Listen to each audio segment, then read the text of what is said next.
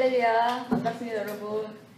또 이 또 밤에 또 이렇게 하나님을 사랑하여서 이 자리에 모이신 여러분 환영하고요. 오늘 마지막 강의인데요. 제 5강인데, 아무튼 평상시 한 9시 반에 끝났고요. 제가 강의 한 9시 반에 끝낼 예정이고요.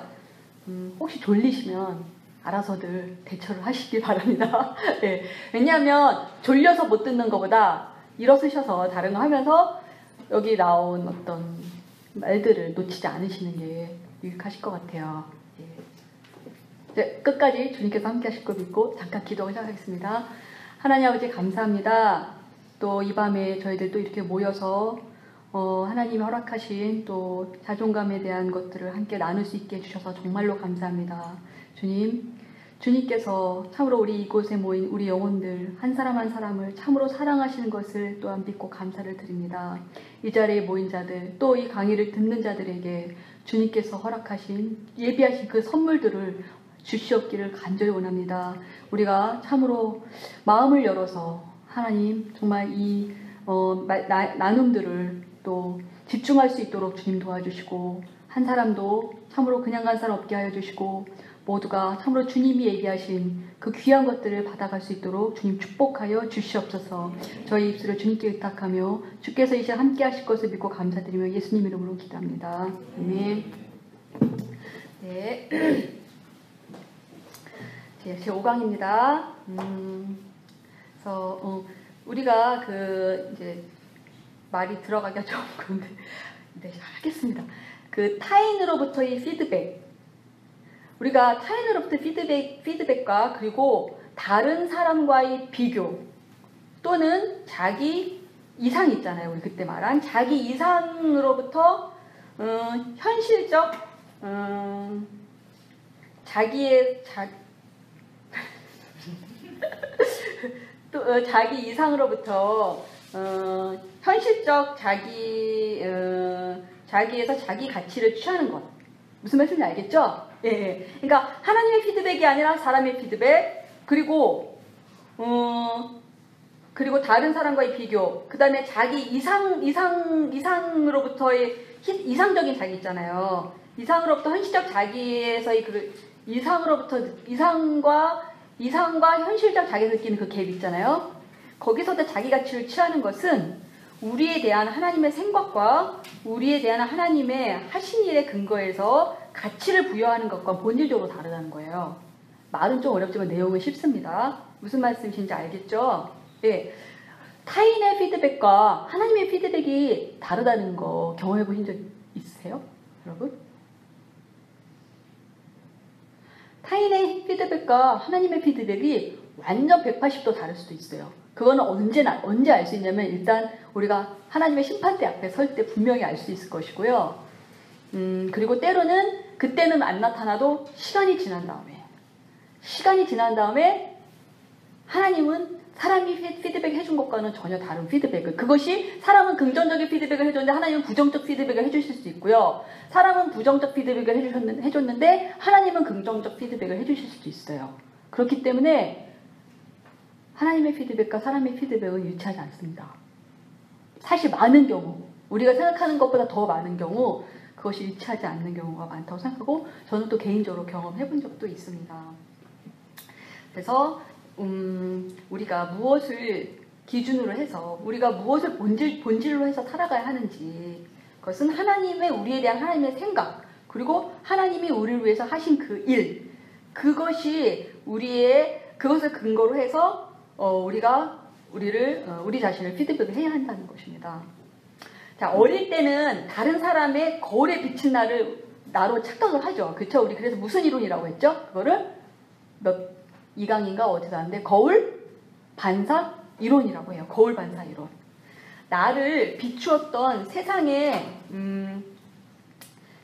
깨진 거울, 때로는 깨진 거울, 또 찌그러진 거울도 있었고요. 또 더러워진 거울들도 있었습니다. 그런 거울들은 내 모습을 제대로 보여줄 수가 없었죠. 어린 시절. 그리고 지금도 또 그것은 마찬가지예요. 내 주변에 나를 둘러싼 아주 가까운 사람들, 배우자, 여전히 또 부모님, 가까운 사람들조차도 나를 정확히 피드백을 해주는 것은 아니에요. 왜냐하면은 그들도 다 나름대로 깨진 거울을 갖고 있고 이그러진 거울을 갖고 있기 때문에 때로는 그들이 나에 대해서 하는 그런 피드백들이 100% 정확한 것은 아니라는 것이죠.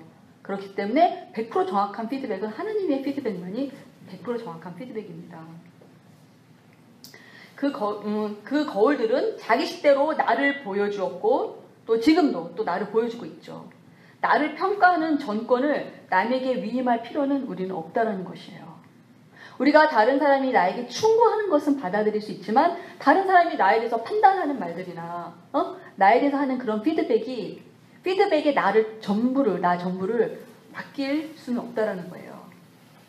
그래서 우리 지난 시간에 얘기할 때 때로는 너무 심한 말을 할 때는 자존감이 낮은 사람일수록 그걸 다 받아들이지만 우리가 자존감이 강해질수록 어떤 너무 심한 말을 너무 비난적인 그런 비난의 말을 나에게 할 때 그것이 나를 이렇게 분리시켜서 그것을 좀 우리가 볼 수 있는 능력이 생긴다고 말씀드렸죠. 다 받아들이지 않는다는 말씀 나눈 적이 있어요. 지난 시간에.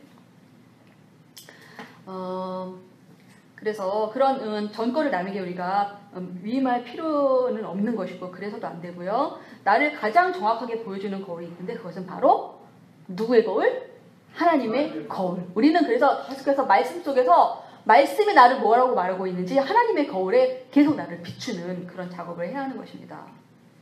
자신이나 문화, 여기서 말하는 문화라는 건요, 즉 외모, 또 지성, 소유, 뭐 가진 것, 지위, 뭐 이런 것을 말하는데요. 자신이나 문화가 아닌 하나님으로부터 제대로 된 평가를 시작하는 것은 자존감에 대한 또 다른 근거를 낳는다는 거예요.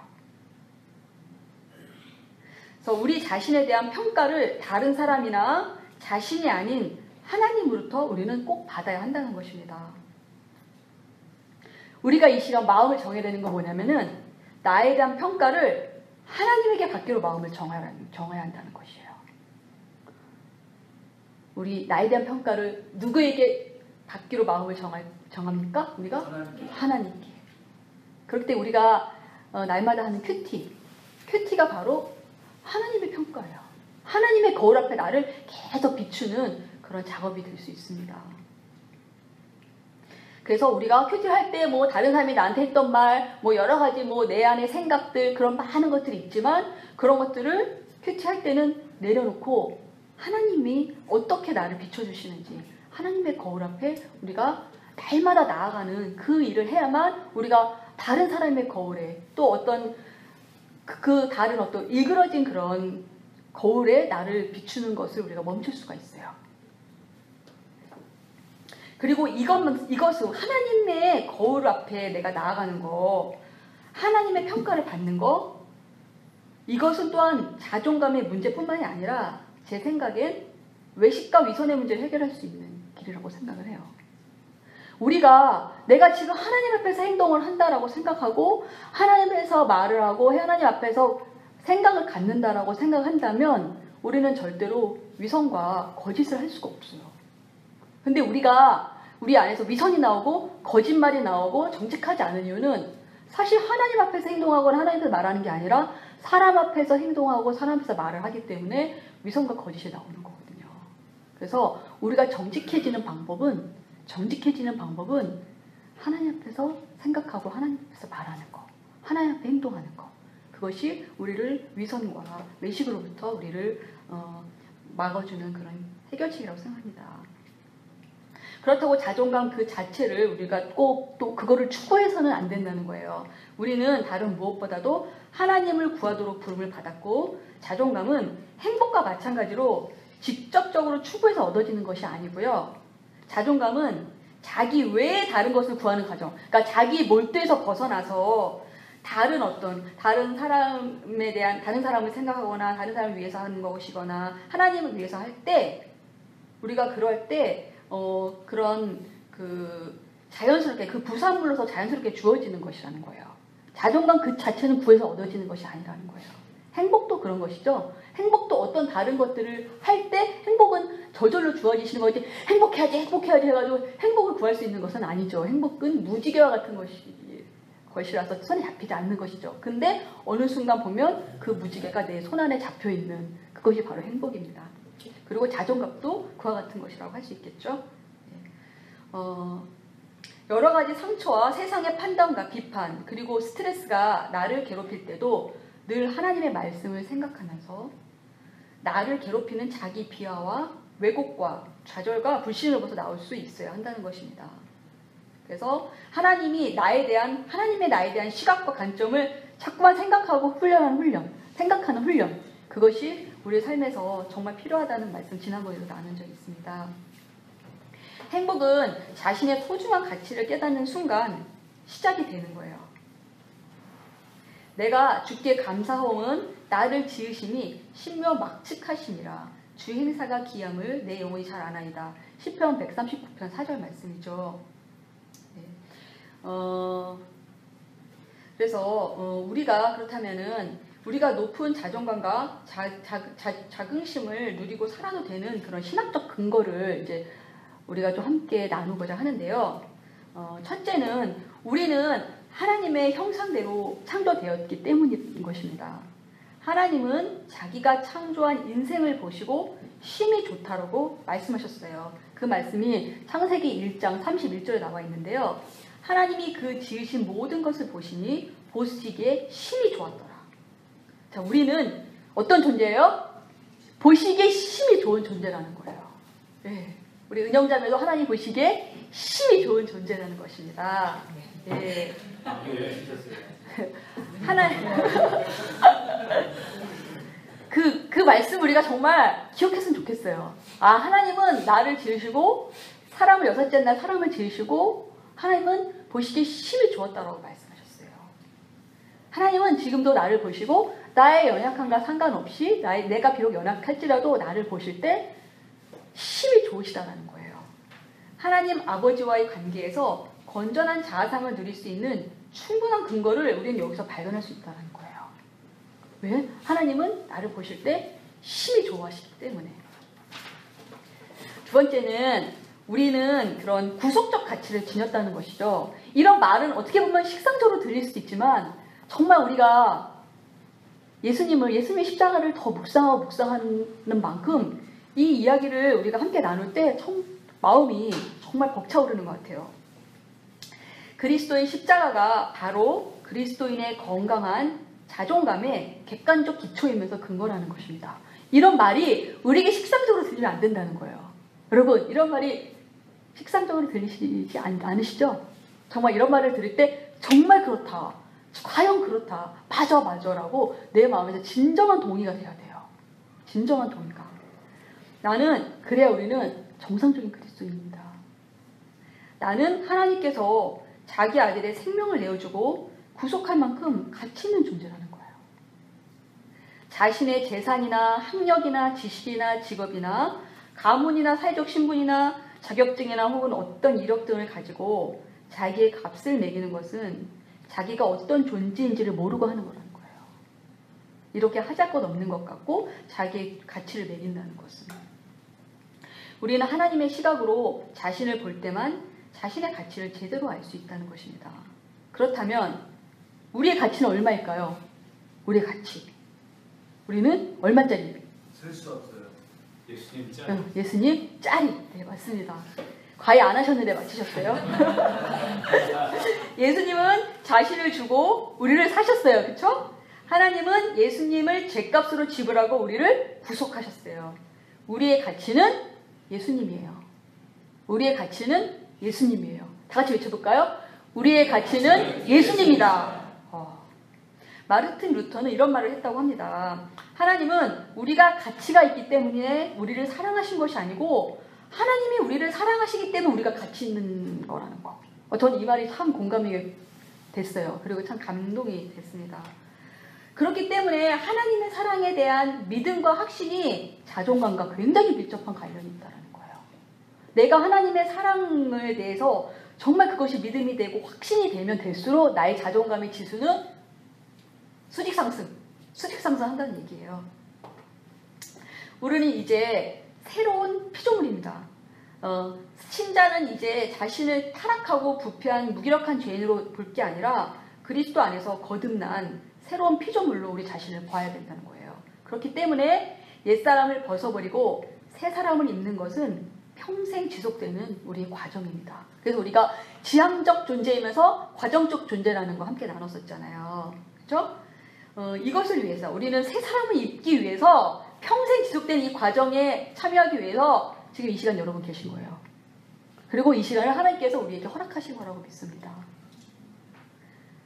이 시간은 우리가 새 사람을 입어가는 그런 과정이고 그 과정 속에서 굉장히 중요한 시간이 될 수 있고 여러분의 삶에서도 굉장히 중요한 그런 기회가 어떤 그런 시점이 될 수도 있다고 저는 믿어요. 저에게도 마찬가지고요.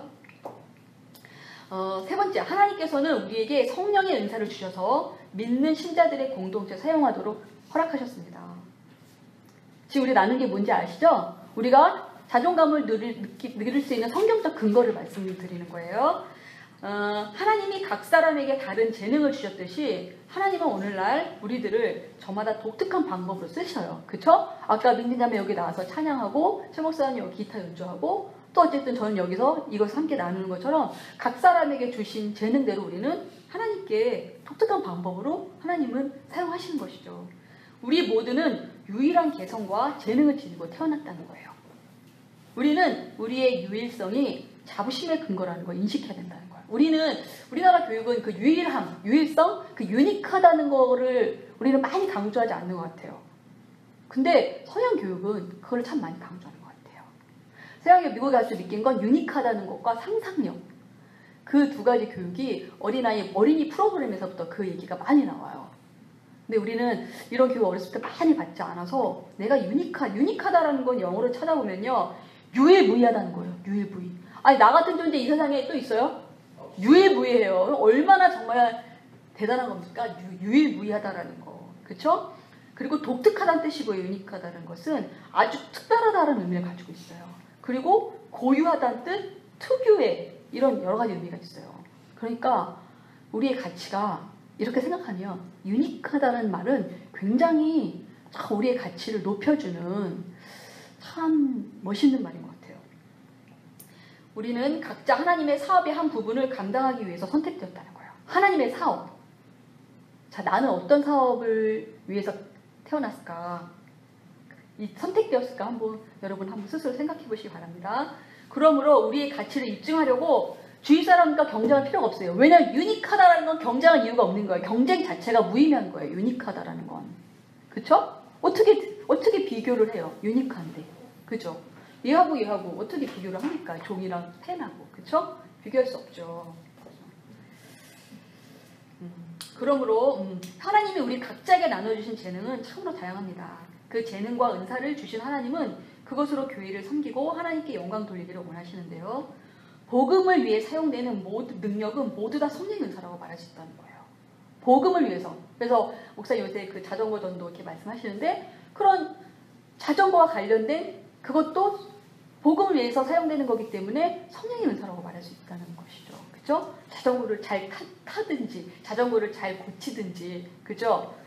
그래서 성령의 은사를 우리가 정말 복음과 관련돼서 사용되는 것은 모두 다 성령의 은사라고 우리가 생각할 수 있는 것 같아요. 그래서 음악, 미술, 체육, 무언가를 음식 만드는 것부터 비롯해서 무언가 만드는 거, 또 다른 사람의 말을 잘 들어주는 거, 또 글을 감동적으로 잘 쓰는 거, 가르치는 거, 또 중재하고 이끄는 거, 아이들을 돌보는 거, 그 무엇이라도 다 복음을 위해서 사용된다면 어린아이를 돌보는 것까지 다 합쳐서 그 모든 것이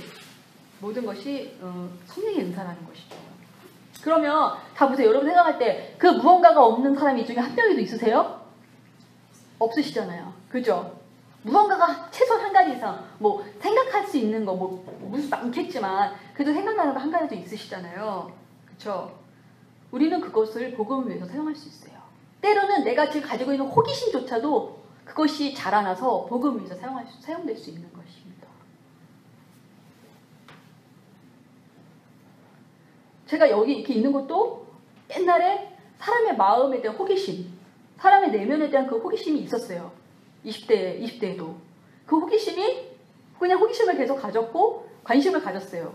어쨌든 근데 이 자리에 있잖아요. 여러분과 함께 이것을 마음의 이야기를 나눌 수 있는. 그래서 호기심조차도 여러분에게 주신 그것이 하나님이 주신 은사로 발전할 수 있는 그런 부분이 된다고 생각합니다.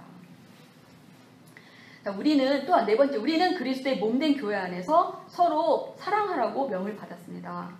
교회의 성도들은 서로, 하나님께서는 서로 사랑하고 긍정할 수 있도록 그리스도인 공동체를 만들어주셨는데요. 그리스도께서 너희를 사랑한 것 같이 너희도 사랑 가운데서 행하라라고 에베소서 5장 2절 말씀하십니다. 교회 성도들은 서로 자신을 내어줘야 하고 서로 받아야 하며 서로를 긍정하여야 합니다. 성령의 새롭게 하심으로 계속 새로워지고 있는 사람으로 자신을 인식하는 그리스도인은 자기 자신에게 몰두하는 데서 벗어나 즐겁게 하나님을 섬기고 다른 사람을 사랑하게 되는 것이죠. 우리가 이 자존감 이걸 계속 책을 읽다 보면은 많이 나오는 단어가 있어요. 그 단어를 잡으셔야 돼요. 표현들, 자기에게 몰두하는 거. 그게 낮은 자존감의 대표적 특성입니다. 자, 여러분 자기에게 몰두해 보세요. 보입니까? 주변이 전혀 안 보여요. 나에게 몰두한다는 건 나만의 어떤 굴 속에 쏙쏙 빠져들어간다는 거예요. 그럼 굴 속에 있기 때문에 주변 사람들의 피로가 사실은 보이지 않고 그렇기 때문에 주변 사람들의 필요를 채워주기가 힘들어요. 네. 그리고 자기의 필요만 보이는 겁니다. 낮은 자존감으로 있을 때. 그래서 자기에게 몰두해 있다는 거. 그리고 또 하나 제가 이걸 준비하면서 정말 많이 나타나는 단어가 있어요. 낮은 자존감은 비교의식. 그 비교라는 단어가 처음부터까지 계속 흘러요. 책 안에서. 비교. 제가 아까 유니크한 단어도 결국 그 비교에서 벗어나기 위한 거였잖아요.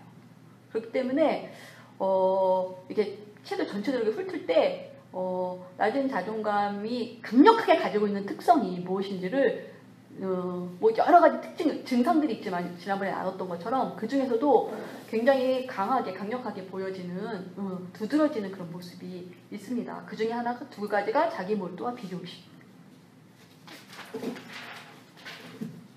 다섯 번째, 예수님이나 바울도 자신을 비하하지 않으셨다는 거예요. 성경에 보면 예수님은 스스로를 낮추시고 겸손하셨지만 결코 자신을 혐오하지 않으셨다는 것입니다.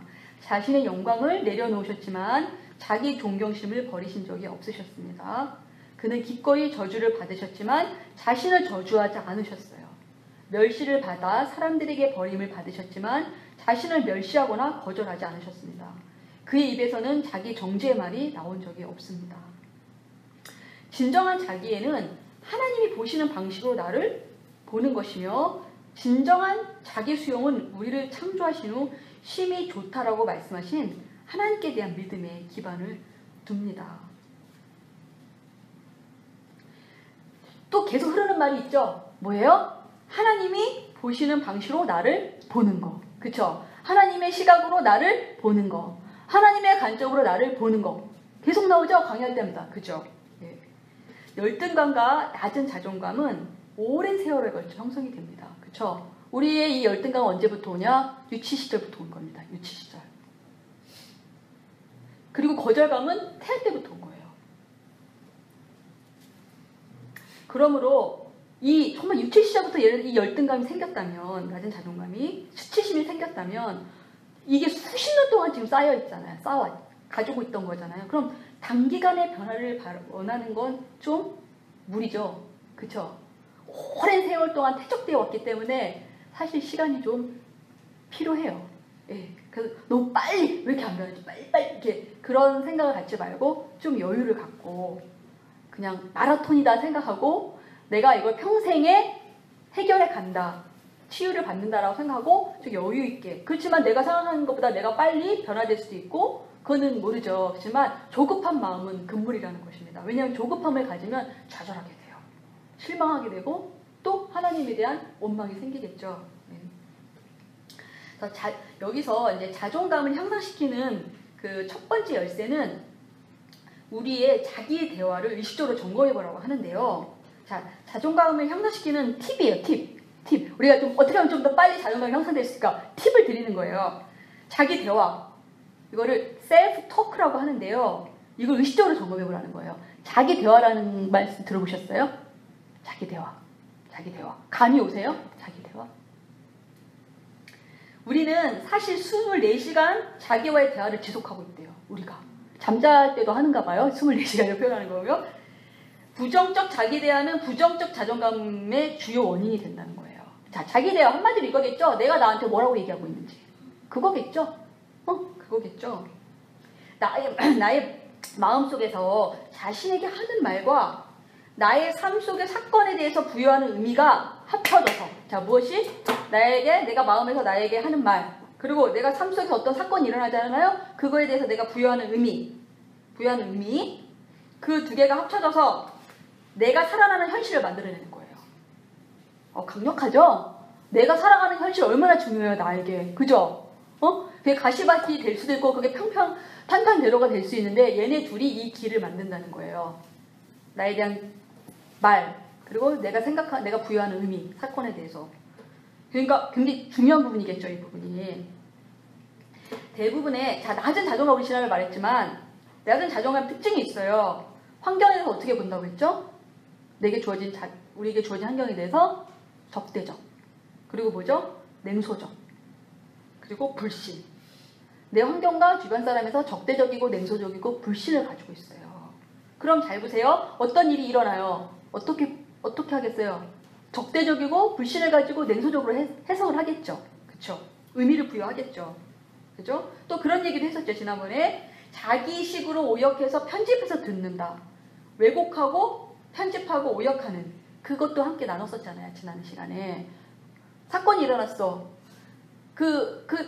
원인을 제공한 사람의 의도와 전혀 상관없이 나는 이 사람의 의도와 상관없이 오역하고 편집하고 왜곡해서 그 사건을 받아들이는 거예요. 황당무계하게, 사실은. 황당무계. 이 사람은 전혀 그런 생각이 없었는데 이 낮은 자존감의 사람은 그 A라는 사람에 대해서 저 사람이 날 싫어하는구나. 저 사람이 나를 어떻게 생각하는구나. 라고 부정적으로 의미를 부여하는 거예요. 그 사건에 대해서. 예를 들면 그렇게 되는 거죠. 그래서 지난번 옛날에 상담 강의할 때 상담 때도 나눴는데요.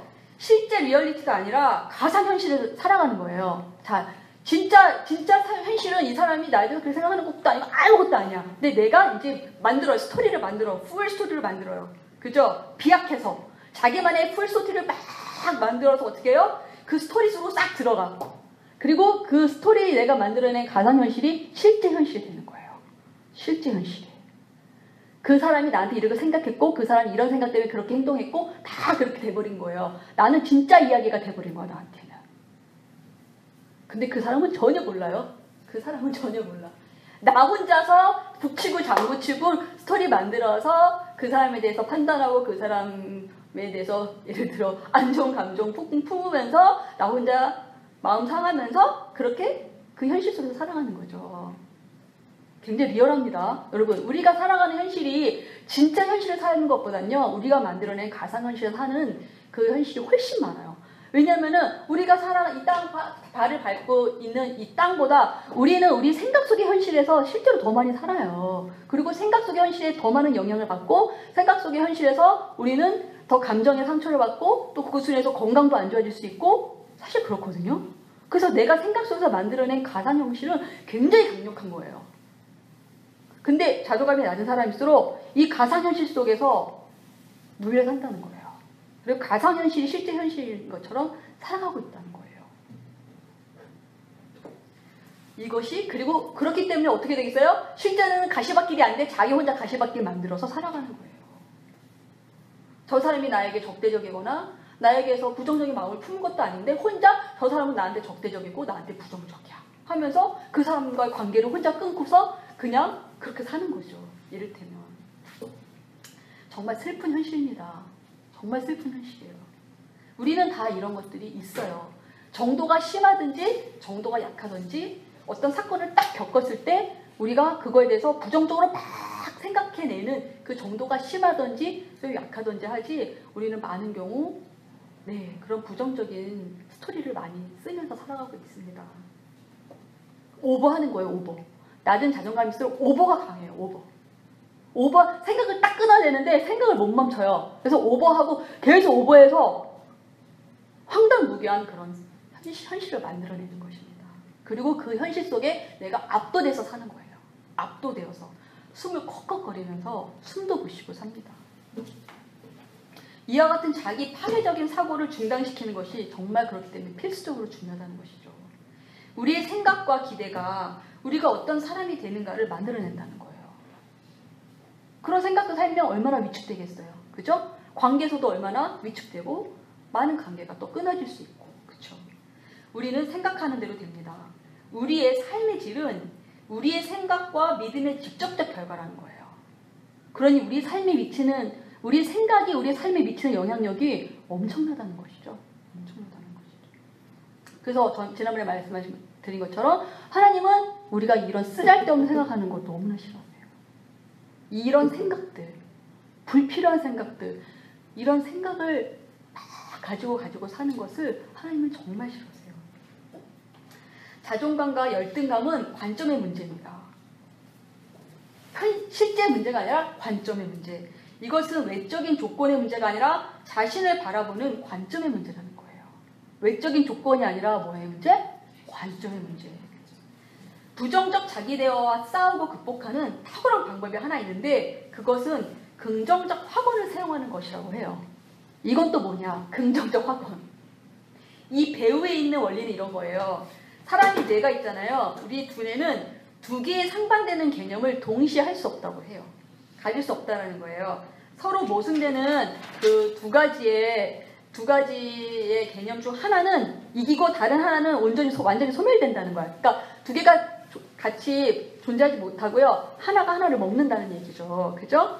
결국 내가 가장 많은 정서적 에너지와 일관된 생각을 투자한 신념이 이기게 마련이고 걔가 나를 지배해버리는 거예요. 내 생각을. 자, 예를 들어 난 내가 좋아. 난 내가 좋아. 나는 긍정적인 사람이야. 나는 사랑받을 가치가 있는 무한대 가치를 지닌 놀라운 사람이야. 맞지? 맞지? 하면서 그렇게 생각을 하고 살아요. 이런 긍정적인 놀라운, 그러면은 이러한 것 같은 것은요, 이런 긍정은 놀라운 결과를 가져온다는 거예요. 자기에 대한 긍정적인 생각. 하나님은 날 정말 사랑하셔. 옛날에 제가 오늘의 교회 뭐 그런 어디 나왔는데 그분이 그러세요. 어머, 너 이렇게 이쁘니? 막 본인이 거울을 보시면 맨날 말씀하신대요. 너무 이쁘다. 너는 정말 이쁘다. 이렇게 말씀하신대요. 그분이. 네, 그런 강의를 들은 기억도 나는데요. 이런 놀라운 그런 놀라운 결과를 가져오는데 그러나 나는 부정적인 사람이 아니야.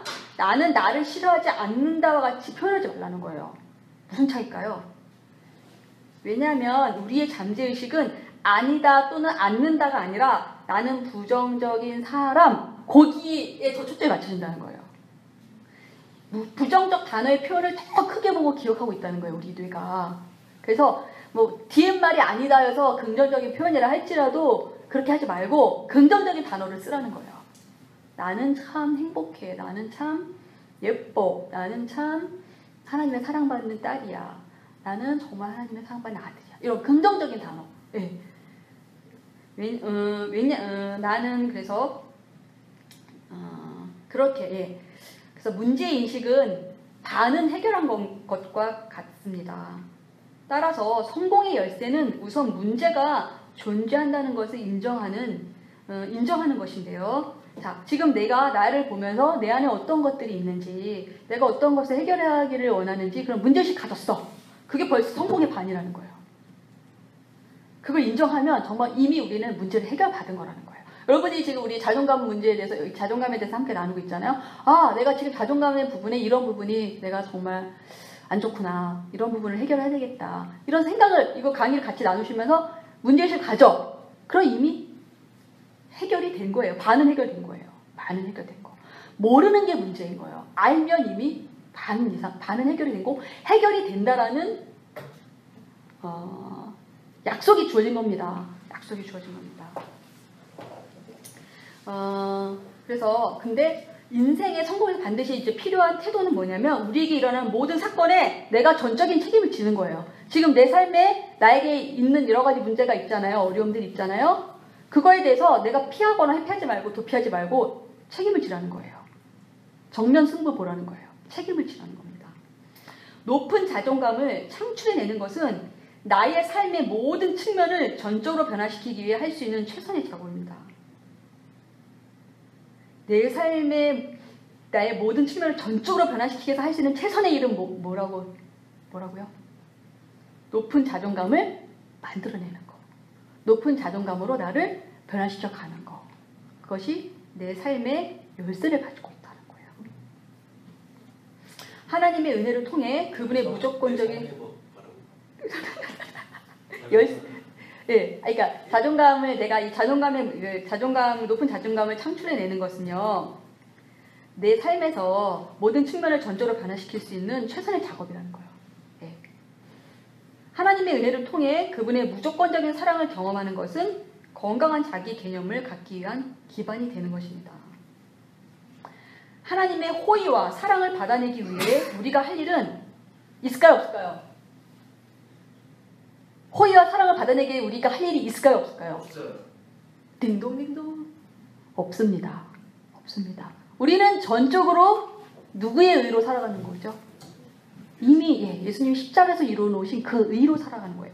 우리가 뭘 좀 더 잘하면 하나님 호의를 더 베풀어 주시고, 우리가 뭘 좀 더 열심히 하면 사랑을 주시는 그 개념조차가 없어야 돼요, 우리 마음에. 그걸 버려야 돼요, 그 개념을. 우리는 전적인 하나님의 의로 살아가는 자들이에요. 그래서 우리가 할 일이 없다는 거예요. 외모, 지성, 어떤 행위도 아니에요. 우리를 향한 그분의 의에 기반한 하나님의 무조건적인 사랑을 우리는 그냥 받아들이는 거. 받아들이면 우리도 자신을 사랑하게 되며 자존감이 살아난다는 것입니다. 정말 이걸 함께 나누는 걸 이렇게 준비하면서 저는 다시 한번 우리가 전적으로 하나님이 이루어 놓으신 그 의를 기반으로 살아간다는 거를 참 많이 묵상하게 되는 것 같아요. 그리고 그것이 너무나 감사하고 은혜가 됩니다, 개인적으로. 그러므로 은혜, 즉 자격 없는 자에게 베푸는 하나님의 호의는 진정한 자기가 될 수 있는 그 자유를 누리게 한다는 거예요. 왜냐하면 내가 무엇을 해서 대가로 얻어낼 수 있는 것이 아니라 이미 하나님이 이루어 놓으신 그 의를 기반으로 해서 우리는 아무 대가 없이 우리는 그걸 받아들이기만 하면 되는 것이기 때문에 엄청난 거죠. 근데 문제는 그 받아들이는 거, 그 사랑을 받아들이고 수용하는 그것이 너무나 어려운 거예요, 실은. 그리고 바로 이와 같은 하나님의 사랑을 수용하는 것이 기독교 심리학에서는 우리의 낮은 자존감을 고치는 배후 역동으로 보는 거예요. 기독교 심리학에서는 무엇이 배후 역동이다? 자존감을 올리는 데 있어서 하나님의 사랑을, 무조건적인 사랑을 수용하는 거. 이게 자존감의 기독교 심리학에서는 높은 자존감을 향상시키는 역동입니다. 배후에. 그러니까 우리는 어떻게 해야 돼요? 어떻게 해서든지 하나님의 그 사랑을 알고 깨닫고 마음에서 깨닫고 느끼고 경험하는 것이 우리 인생의 최대 목표가 되어야겠죠. 그렇죠? 거기서 모든 것이 해결이 되는 거예요. 거기서 하나님의 무조건적인 사랑을 깊은 차원에서 받아들면 실은 삶은 변화되고 다른 누군가로부터 가치 있게 여김을 받는 존재라는 새로운 느낌이 그때 생긴다는 거예요. 그때 하나님이 자기 자신을 수용하셨다는 것을 깨달으면 자신을 바라보는 시각이 혁신적으로 바뀌게 된다는 거예요. 혁신적으로. 우리가 혁신적으로 나를 바라보는 시각이 혁신적으로 아직 안 바뀌는 이유는 하나님이 나를 수용하셨다라는 거에 대해서 더 좀 그 깨달음이 약하기 때문에 우리는 깨달아가고 있는 과정이죠, 실은. 그쵸? 아예 못 깨달은 건 아니잖아요. 근데 우리가 이것을 더 깨달으면 할수록, 더 알면 할수록, 더 깨달을수록 우리가 정말로 나를 바라보는 시각이 변화될 수밖에 없다는 것입니다. 더는 거절을 당하거나 버림받을 것에 대해 두려워할 필요가 없습니다. 하나님의 사랑을 깨달을 때 우리의 정체감과 자아상과 자존감에 한꺼번에 변화가 일어난다는 거예요. 하나님이 나를 수용하셨다는 걸 깨달을 때 우리 하나님이 자신을 사랑한다는 것을 정말로 믿게 되면입니다. 정말로 믿게 되면 반드시 자신을 소중하게 여기게 되는 것이에요. 소중하게 여기지 않을 수가 없어요. 그렇죠? 하나님이 나를 구원하기 위해서 치르신 그 대가를 볼 때 어떻게 나를 소중히 안 여길 수가 있겠어요. 그렇죠? 그렇기 때문에 우리의 자존감에 혁명적인 변화가 일어난다는 거예요. 혁명적인 변화가. 무엇을 할 때? 하나님의 사랑을 수용할 때. 또 하나님이 나를 수용하셨다는 것을 깨달을 때.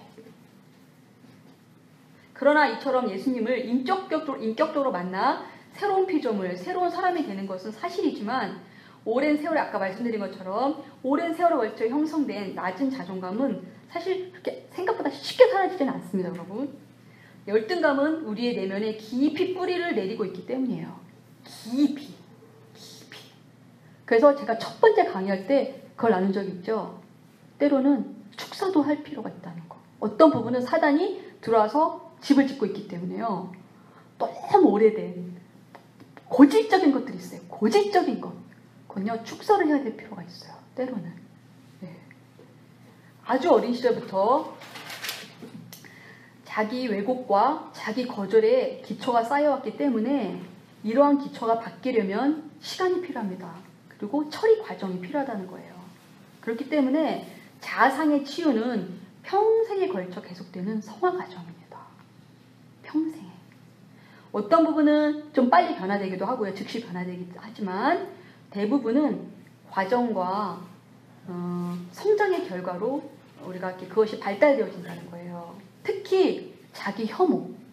자기를 혐오하는 그것이 강한 사람은 시간이 더 많이 걸린다고 해요. 자기 혐오가 강한 사람일수록. 현실적인 우리가 전에 나눈 건 이런 거 있었죠. 현실적인 자기인식, 건강한 자존감을 위해서 꼭 필요한 거 뭐였었죠? 현실적 자기인식. 그 현실적 자기인식에는 무엇과 무엇이 다 포함되어 있었죠? 이거 꼭 아셔야 돼. 현실적 자기인식에는 무엇과 무엇.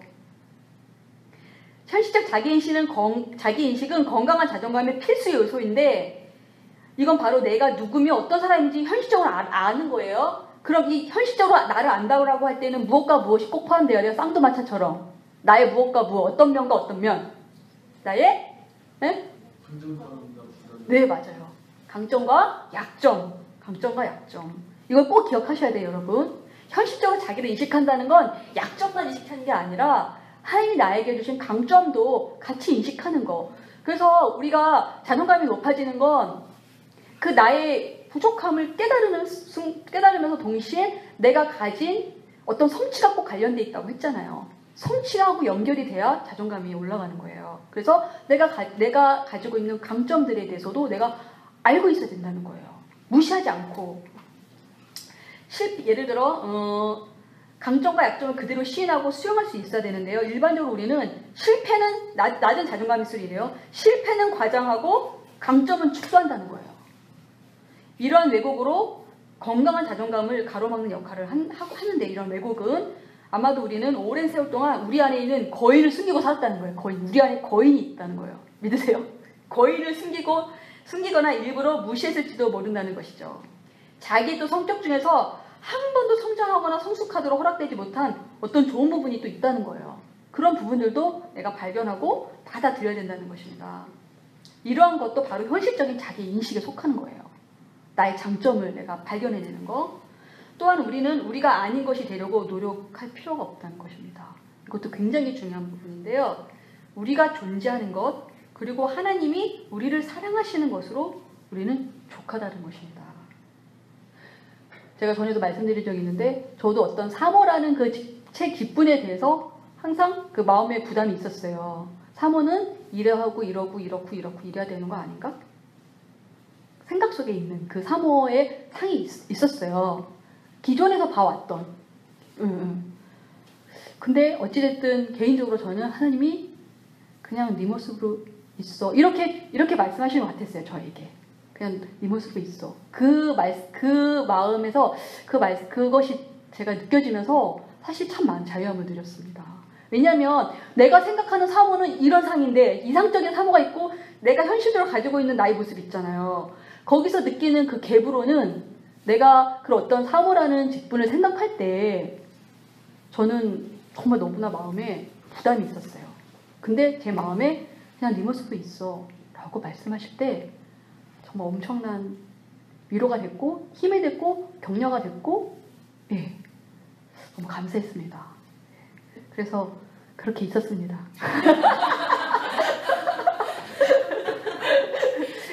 그러니까 또 하나님께서 알아서 나름대로 필요한 부분은 좀 더 채워주시기도 하고 잘못된 부분은 말씀해 주시기도 하고 알아서 하나님이 알아서 이렇게 만져주시는 것 같더라고요. 예. 그래서 어떤 이상적 사모라는 이상적인 어떤 그런 것 자체가 그리고 제가 생각했던 이상적인 사모라고 했던 그 상 자체도 옳은 것은 아니었어요. 제가 사모를 하면서 깨달은 건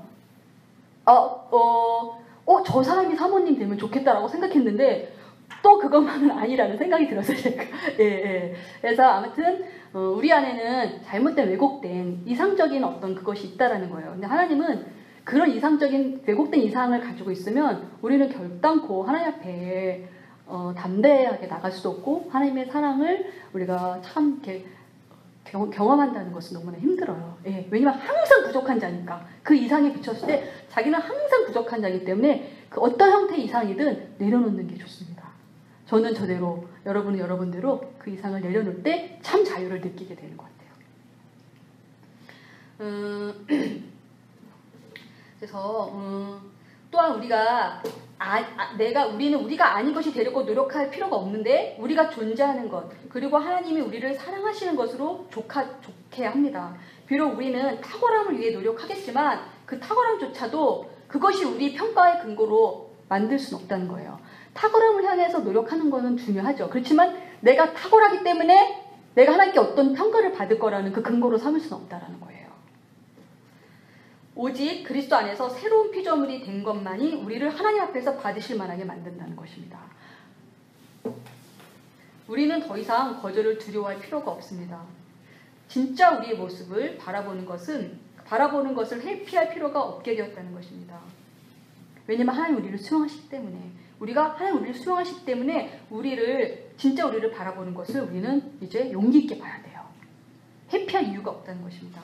일단 건강한 자존감을 위한 이 기초가 놓이게 되면 우리가 할 일은 이제 그 위에 성화의 벽돌을 하나씩 이제 쌓는 것이죠. 따라서 그리스도인에게 자존감이란 그리스도 안에서의 삶의 결과로 저절로 생기는 복된 부살물과 같아요. 내가 자존감을 높이려고 그게 아니라 그리스도 안에서 주님이 원하시는 그 삶의 모습으로 내가 한 걸음 한 걸음 나아가려고 할 때 우리 안에 그런 또 자존감이 올라간다는 거예요. 저절로. 그러니까 자존감에 초점을 맞추지 말고 어디에다 초점을 맞춰야 된다는 거예요? 예, 예수님께. 주님이 나에게 무엇을 원하시지? 주님이 어떻게 하길 원하시지? 주님 앞에 정직하게, 주님 앞에 충성되게 나아갈 때 우리의 자존감은 저절로 올라간다는 거예요. 성경적 자아상은 스스로에 대해 나 자신이나 타인이 바라보고 느끼는 나에 대해 관심을 가지기보다는 하나님께서 그리스도 안에서 바라보시는 나에 대한 관심을 가져요. 이게 성경적 자아상이에요. 성경적 자아상 또는 자존감은 근본적으로 여기 기쁜 소식입니다. 고정된 것이라기보다는 역동적인 것이에요. 전에 나눈 것처럼 과정적인 존재.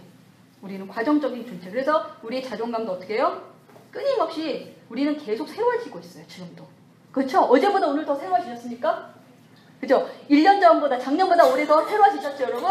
네. 그렇죠? 그럼 여러분 상상해보세요. 지금보다 10년 후에 나는 어떠십니까? 맑음이죠? 크림 아니고. 그죠? 맑음이죠. 네. 우리는 과정적인 자예요. 그쵸? 변화되는 자예요. 우리는 끊임없이 새로워지는 자예요. 그죠? 끊임없이. 정말 위로가 됩니다. 정말.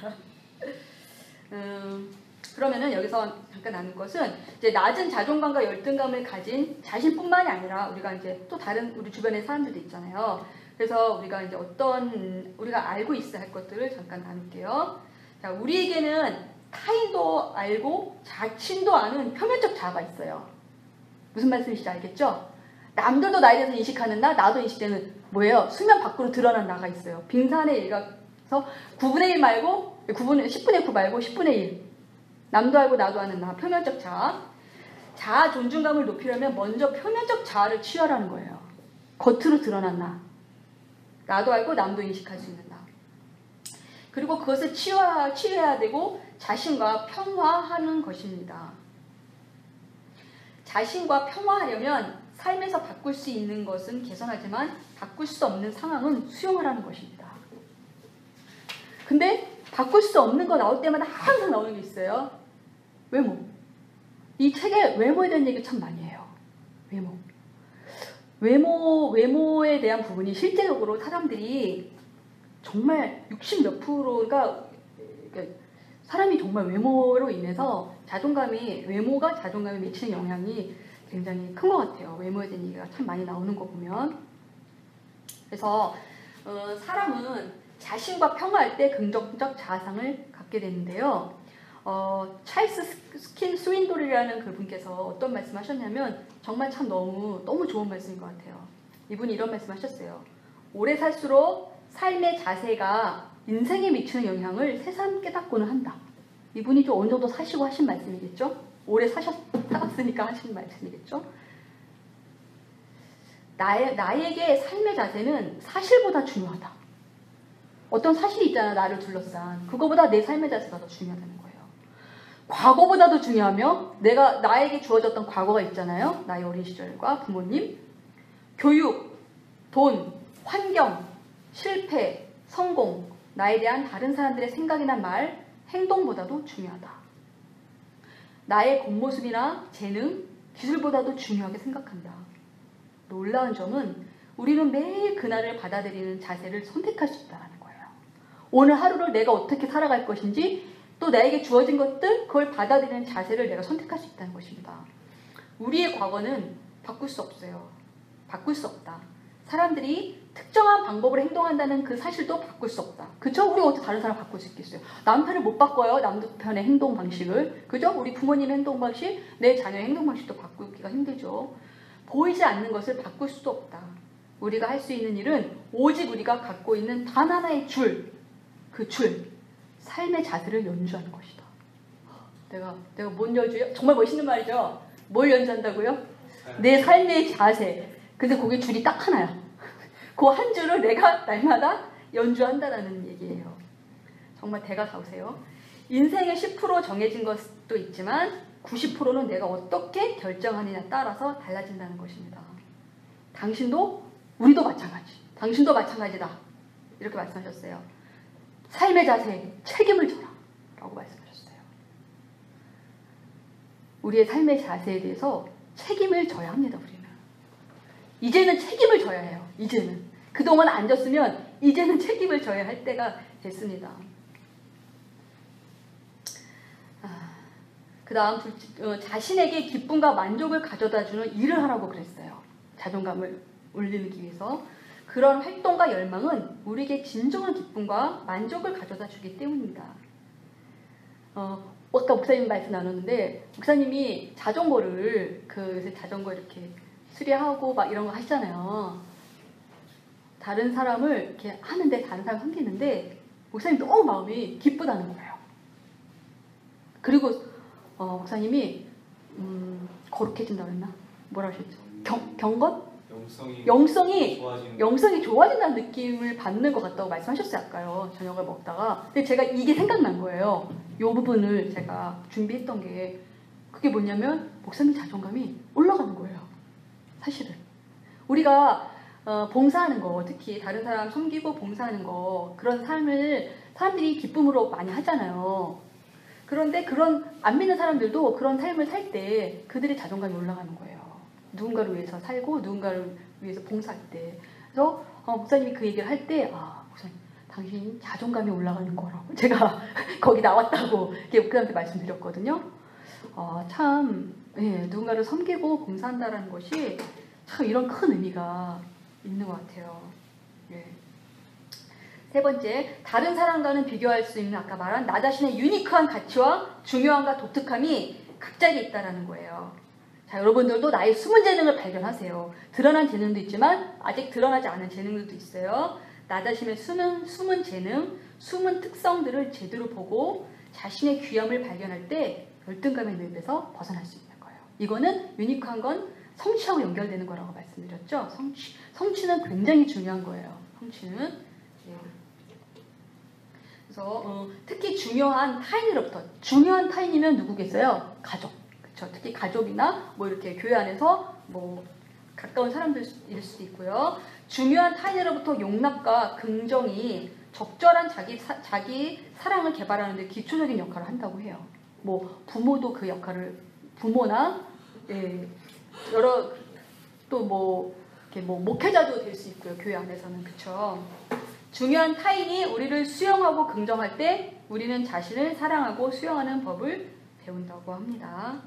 자, 그러기 위해선 첫째, 자기를 사랑하고 수용하는 법 배우기 위해서 첫째, 있는 모습 그대로 살라. 있는 모습 그대로. 자, 내가 있는 모습 한번 생각해 보세요. 내가 가진 거, 내 외모, 내 환경, 자, 생각해 보세요. 자기 배우자도 거기 포함되고, 있어요. 자기 능력, 있죠. 자기의 특질대로 살기 위해서는 먼저 그렇게 살겠다는 소망이 강해야 돼요. 소망을 가져야 돼. 외모나 키나 지능이나 집안이나 여기 이분은 대머리도 얘기하셨어요. 대머리 등에 대하여 열등감을 느끼는가? 이런 열등감은 우리의 노력으로 바꿀 수 없는 조건들이라고 하는 거죠.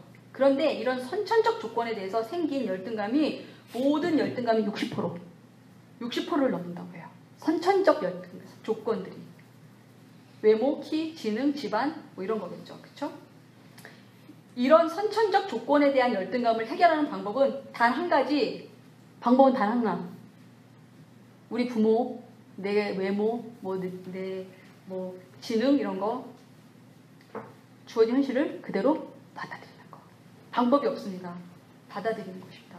그 조건이 썩 마음에 들진 않지만 그것이 나를 이루고 있음을 인정하라는 거. 그게 나라는 거. 나에게 주어진 거라는 거. 인정. 그러한 조건을 자신의 개성으로 받아들이는 것도 좋은 대처 방법이다. 나에게 주어진 나만의 개성이 있잖아요. 그죠? 또 개성이라고 말하면 특히 외모, 자기 외모, 자기 개성으로 받아들이라는 것이죠. 현실을 인정하는 것이 치료의 시작이라고 그래요. 야, 현실을 인정하는 것이 굉장히 중요한 말 아닙니까? 현실을 인정하는 것이 치료의 시작. 그래서 반대로 생각해봤어요. 현실을 받아들이지 않는 것이 병의 시작이다. 그런 말이 나오더라고요. 생각해보니까. 그럼 내가 현실을 받아들이면 난 이제 치료의 시작이 있는 거고, 현실을 부인하면 받아들이지 않으면 나는 병의 시작으로 가는 길이야. 병의 시작. 마음의 병, 신체의 병. 그죠? 관계의 병. 관계가 악화되는 병. 여러 가지 병이 있겠죠. 그리고 또 하나는 건강한 사람들과 시간을 보내는 게 굉장히 중요하다고 해요. 만나면 쓸데없는 그 세상 얘기를 하는 그런 데 가는 것보다, 그죠? 나를 뭔가 윤택하게 해줄 수 있는, 내 정신의 세계나 내 영예나 이런 윤택하게 해줄 수 있는 그런 친구들을 찾아가는 거. 철을 날카롭게 하는 것 같이 사람이 그 친구의 얼굴을 빛나게 한다는 말씀이 있잖아요. 그리고 중요한 것은요, 우리에게 많은 친구의 숫자보다요, 더 중요한 거는 친구의 양이 아니라 친밀감. 적은 수가 있더라도 친밀감을 누리는 친구의 수가 더 중요하다고 해요. 많은 양의 수보다는. 그래서 많으면서 친밀감을 잘 누릴 수 있는 친구들이 또 있으면 좋겠죠. 그거는 금상첨화고, 그렇지만 친구들은 많아도 관계 중독과 같은 거예요. 친구들은 많아도 정작 내가 진짜 친밀감을 누릴 수 있는 사람이 없다면 그것은 자존감의 치료에 별로 도움이 될 수 있는 건 아니에요. 그냥 공허할 뿐이지. 그 사람들과 헤어졌을 때 공허하죠.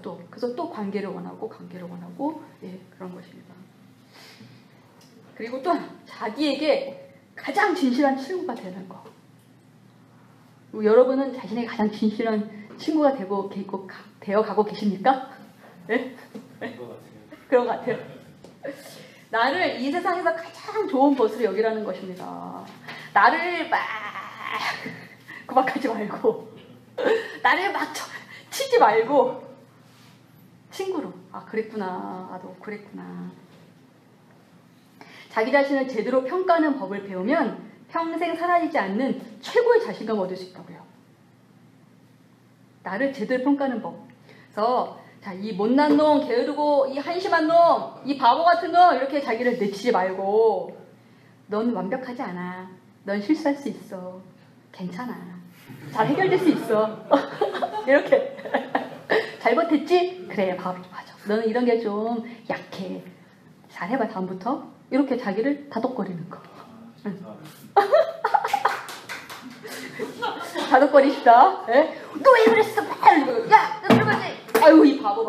아이고, 바보. 이러잖아요. 어? 용납이 안 돼서 자기가. 아이고, 너는 바보다. 아이고, 넌 끝이야, 끝. 아이고, 그러고서 뭐 산다고. 아이고, 호흡은 왜 하니? 뭐 이러지 말고. 이러지 말고. 자기 막 파괴적인 언어를 쏟아붓지 말고. 너 잘못했다. 알지? 그치? 이러면서 너 잘못한 거야. 알지? 이러면서 인정하고 그렇지만 너 실수할 수 있어. 받아주고 포용해주고 자, 그렇게 갑시다. 자기 비하적 언어를 자기 보호적 언어로 바꾸라는 말씀이 이것입니다. 그래서 자기 보호적 언어라는 게 뭐 합리화하고 변명하라는 게 아니라 이렇게 나를 쳐대치지 말고 내치지 말고 자기를 잘못한 건 잘못한 거고 그렇지만 자기를 보호하고 용기를 주고 잘할 수 있어. 다음부터는 그런 실수 안 하는 게 좋겠어. 이제 이렇게 하는 사람들이 어떻게 느끼는지 알았지? 그렇게 하지 마. 다음부터는 이렇게 자기를 다독거릴 수 있죠. 그래도 얼마든지 우리는 알아들어요. 그쵸? 막 세게 말하지만 내가 알아듣는 거 아니죠. 그죠? 네.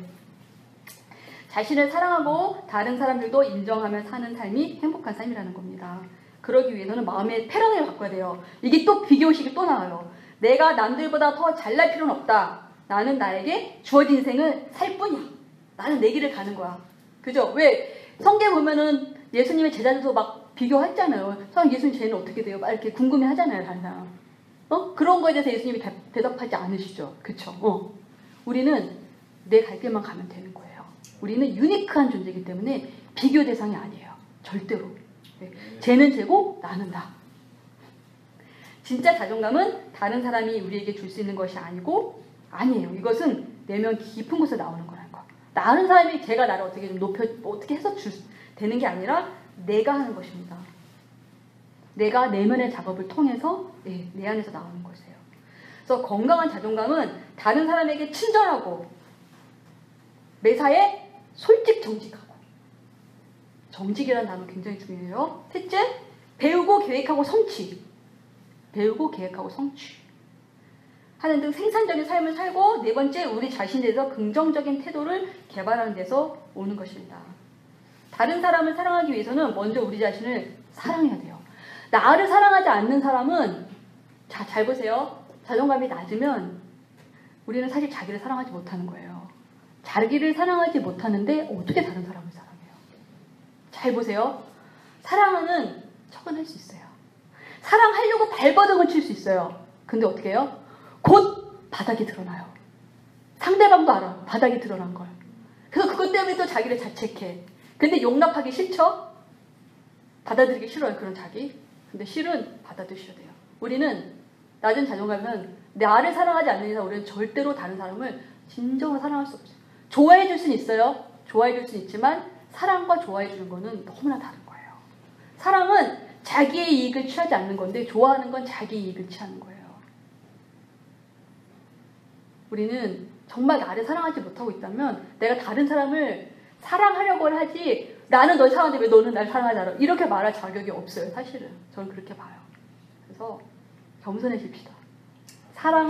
나를 먼저 사랑하는 것을 할 때 우리는 저절로 다른 사람을 사랑할 수 있는 자가 될 수 있다고 믿습니다.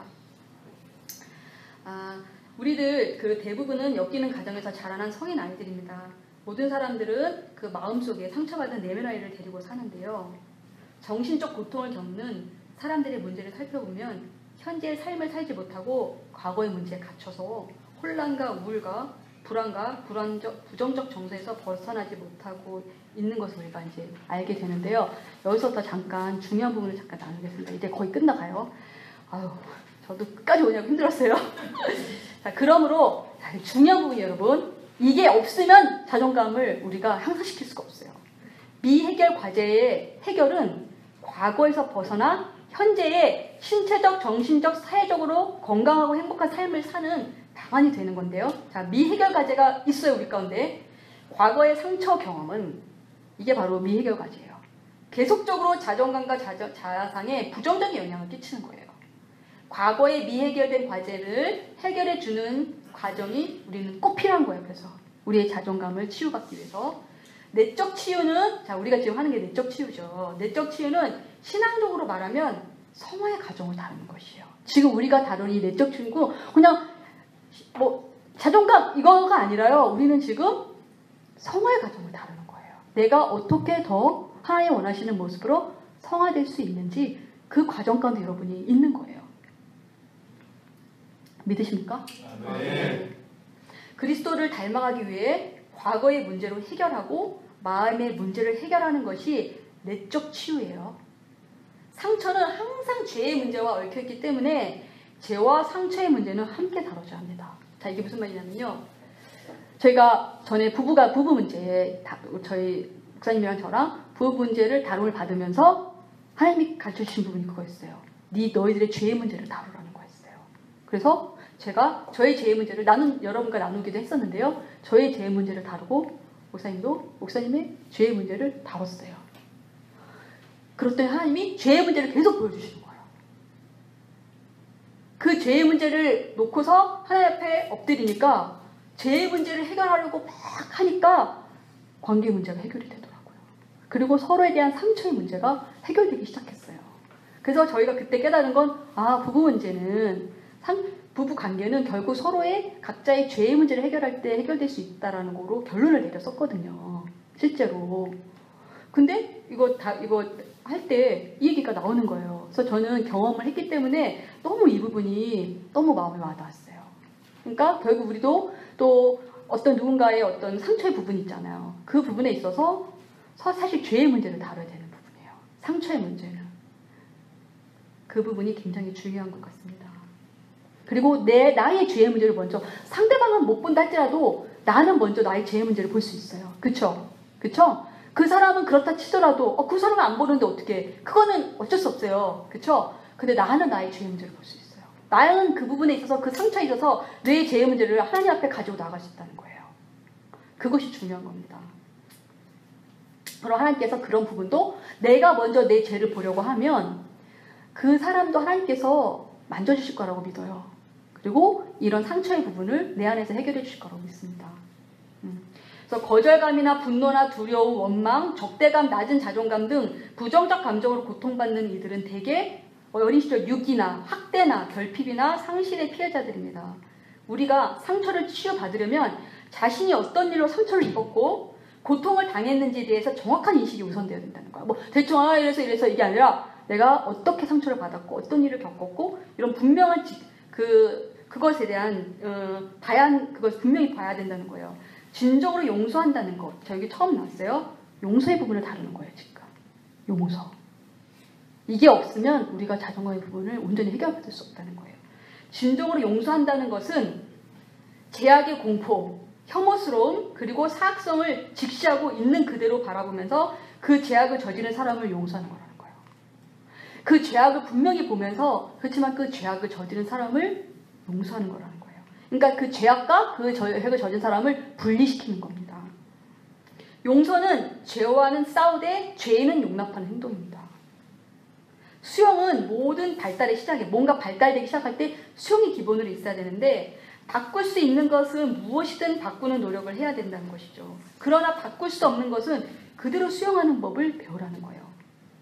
그리고 가해자에 대한 인지적 공감과 정서적 공감의 과정이 필요하다는 거예요. 가해자의 입장에서 환경과 형편과 맥락을 살펴며 상처를 왜 주었는지를 인지하는 과정이 먼저 필요하고요. 객관적으로. 상대방의 입장에서 이해하게 될 때 공감이 발달되는 거예요. 그리고 가해자를 상처받은 한 인간으로 이해하게 되면서 정서적으로 공감하고 동정할 수 있게 된다는 겁니다. 그래서 우리가 누군가를 용서할 때 인지적 공감과 그 사람이 왜 그렇게 할 수밖에 없는지, 그 사람의 맥락이 또 있잖아요. 배경이 있고, 그쵸?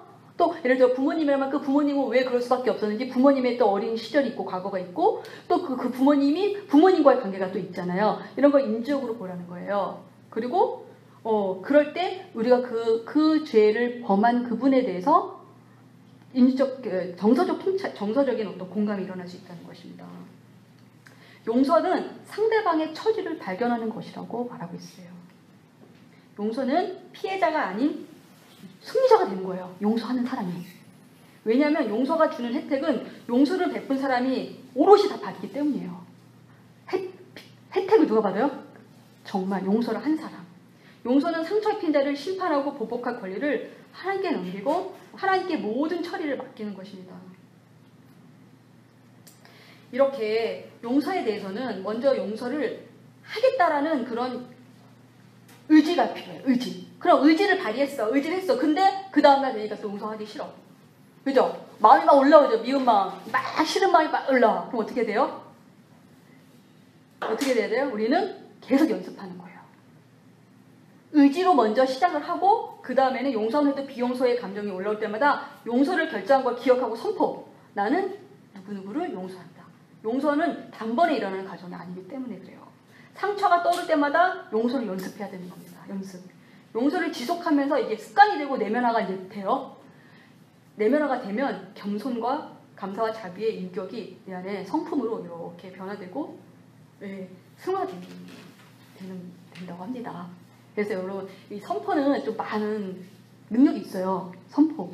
그냥 용서하기 하지 말고 난 누구를 용서한다. 하나님 내가 누구를 용서합니다. 이렇게 찾고 선포하는 그 연습. 그래서 그리고 먼저 내가 누군가를 용서하기로 마음을 정하잖아요. 그러면은 그 가해자는 그대로 있다 할지라도 가해자고 내가 마음으로 먼저 화해한 거야. 그 사람은 그냥 있다 할지라도 마음으로 먼저 화해했기 때문에 과거에 미해결된 그 과제가 내 안에서 사실 해결된 거예요. 사실은. 물론 계속 용서의 연습은 필요하지만 그래서 우리의 자존감이 회복된다는 거예요. 내가 먼저 마음으로 화해를 하면 그 사람이랑 용서를 선포하면서 용서를 결단하고 선포하면서 마음으로 먼저 화해를 하면 내 안에서 이런 자존감의 부분이 건강해질 수 있다는 말씀입니다. 그래서 우리가 이런 걸 나중에 나눌 수 있게 되는 거예요. 그러면 상처받은 치유자로 이렇게 거듭나는 거죠. 그래서 제가 이러고 했었는데 정말 하나님께서 이렇게 해주셔서 하는 이런 간증도 할 수 있는 그런 상처받은 치유자로 거듭나게 되는 것입니다. 그래서 과거 상처의 대상을 용서하게 되면 우울감이나 불안이나 부정적 감정에서 자유하게 되고 자기 감정을 표현하게 되고 자기 표현을 경험하면서 자존감이 높아지는 결과를 가져오고 행복감이 높아지는 결과를 가져옵니다.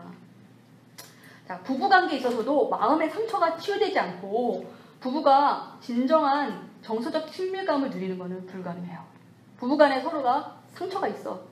그럼 이 상처 가운데서 정서적 친밀감을 누리는 것은 너무 어려운 것입니다. 자, 그래서 이런 말씀을 하시네요. 부부간에도 건강한 방법으로 분노를 자유롭게 분노를 할 수 있어야 된다. 왜냐하면 부부 생활을 하면서 분노가 없다라는 건 거의 불가능합니다. 그래서 분노를 자유롭게 이렇게 표현하고 건강한 방법으로 그럴 때 사랑이 자유로우며 슬픔을 울음으로 표현할 수 있을 때 이 말로 슬픔을 울음으로 표현할 수 있을 때 진정한 부부간의 정서적, 성적 친밀감이 가능해진다라고 이렇게 말씀하세요. 그래서 그 부부간에도 이렇게 화를 표현하지 않고 울지 않고 이런 부부도 있어요. 그런데 그것은 정서를 억압하고 가둬두는 거기 때문에 사실 친밀감을 누리는 것이 너무나 힘들어요. 사실 부부간에는 다 보여줘야 되거든요. 내가 슬프면 다 슬프다, 내가 화나면 화났다, 이런 감정을 자유롭게 표현할 수 있는 기회를 주고, 또 그런 감정을 건강한 방법으로 표현할 때 부부간에 더욱더 정말 서로 뭔가 이렇게 어떤 접촉점을 찾고 그 사람의 필요가 뭔지, 그 사람이 뭘 원하는지도 알게 되면서 그것이 결국 서로 자기 표현이거든요. 자기 표현이 없이는 부부관계가 절대로 친밀감을 누리기가 힘들어요. 그렇기 때문에 부부간에는 그런 자유롭게 자신을 표현해내는 것이 친밀감에 있어서 중요하다는 것이고요. 이제 거의 막바지 왔습니다. 끝입니다. 그렇다면 결론은 뭐냐? 남이 나를 어떻게 생각하느냐보다 더 중요한 것은 내가 나를 어떻게 생각하느냐이죠. 그렇죠? 또 다른 사람은 나를 잘못 해석할 수도 있어요. 그리고 그러나 다른 사람의 평가에 지나치게 민감하지 말아야 된다는 거예요. 중요한 건 우리는 누구의 평가가 우리에게 또 가장 중요하다? 하나님의 평가. 그렇죠? 그리고 나도 세상에서 나를 가장 잘 아는 내가 나를 비난이나 멸시나 자기 혐오로 나를 해석하지 말라는 거예요. 그리고 어제 남과 나를 비교하지 말고 우리가 비교할 대상은 단 하나. 어제의 나와 오늘의 나를 비교하면 되는 거예요. 오늘의 나와 내일의 나를 비교하는 거. 내가 어제보다 오늘 하나님 더 성화됐는지, 이런 그 비교 대상은 나밖에 없다는 것이죠. 만약 위축된 자아상으로 고통을 겪고 있다면 우리 다시 한번 거울을 이제 볼 때입니다. 여러분이 집에 가셔서 거울을 보십시오. 거울을 다시 들여다볼 때입니다. 하나님의 관점에서 자기를 바라보도록 거울을 보면서 하나님이 나를 어떻게 보실지 한번 보세요. 그럼 더 예뻐 보일 거예요. 다른 때보다. 예. 왜냐면 하나님의 작품이니까. 하나님의 작품이니까. 그분은 거울에 비친 나를 창조하셨어요. 거울을 보고 있다 생각해 보세요, 여러분. 풍성하고 그 거울에 비친 나는 풍성하고 충만하며 의미 있으며 행복감이 넘치는 인생을 누리도록 창조되었어요. 그런 나를 보세요, 여러분. 상상해 보세요. 내가 나를 좀 더 적극적으로 인정하는 방법은 나를 좋아하는 것이에요. 나를 좋아하는 것. 나는 소중하며 어떤 일이든 해낼 수 있다는 자존감은 선택사항이에요. 선택사항. 이 말이 중요한 말이죠. 나는 나를 어떻게 생각할 것인가. 나는 나를 어떻게 받아들이면서 어떻게 대우하면서 살 것인가. 열등감에서 자존감으로 나가는 그 문의 열쇠는 다른 사람이 아닌 누가 가지고 있다? 내가. 네. 하나님은 나를 사랑하시고 좋아하세요. 그럼 다시 외쳐볼까요? 시작. 하나님은 나를 사랑하시고 좋아하신다. 아멘. 네. 여러분 선택하십시오. 뭘 선택해요? 뭘 선택해요? 나의 태도. 나에 대한 태도. 나를 좋아할 것인지, 나를 내칠 것인지, 나를 받아들일 것인지, 수용할 것인지, 나를 내칠 것인지. 참된 선택을 할 때만이 하나님께서 아주 특별한 목적을 위하여 나를 만드신 그 뜻에 맞게 우리가 살아갈 수 있을 것입니다. 예. 여기까지 강의 마쳤고요. 기도할까요? 네. 우리 잠시 기도하겠습니다. 그냥 오늘 강의 들으시면서 또 우리 각 사람에게 하나님께서 또 여러분에게 말씀해 주신 부분이 있을 거라고 생각을 해요. 네. 여러분 생각나시는 대로 그 부분을 함께 기도하시도록 하겠습니다. 하나님 아버지 감사합니다. 지난 5번의 또 자존감 나눔을 통하여서 주님께서 우리 각 사람을 만져주시고 우리 각 사람에게 또한 주님께서 주님의 은혜와 사랑을 베풀어 주신 것을 믿고 감사를 드립니다. 하나님 아버지, 우리는 참으로 우리의 의를 의지해서 살려고 했습니다. 뭔가를 잘해서 잘 보여서 주님의 사랑을 참으로 확인하려고 했습니다. 그 모든 것이 부질없는 것이요, 그 모든 것이 참으로 쓸데없는 것이라는 것을 참으로 깨닫게 되었습니다. 주님의 의를 힘입어 날마다 주님이 정말 십자가에서 이루신 그 의를 힘입어 그 사랑을 또한 그 사랑을 힘입어 주님 앞에 날마다 나아가는 자 될 수 있도록 주님 축복하여 주시옵소서. 주님의 그 사랑과 주님께서 우리를 처음으로 받으심을 우리가 의심치 아니하게 하시고 하나님 참으로 그것을 우리 마음 깊은 곳에서 깊이 깨닫고 또 아는 자가 되게 하시고 경험하는 자가 될 수 있도록 축복하여 주시옵소서.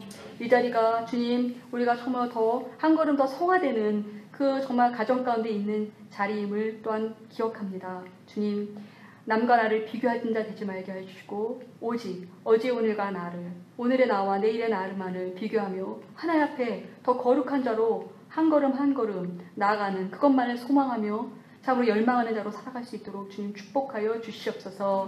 지난 5주간 함께하신 주님의 은혜를 찬양하며 감사드리며 예수님 이름으로 기도합니다. 아멘.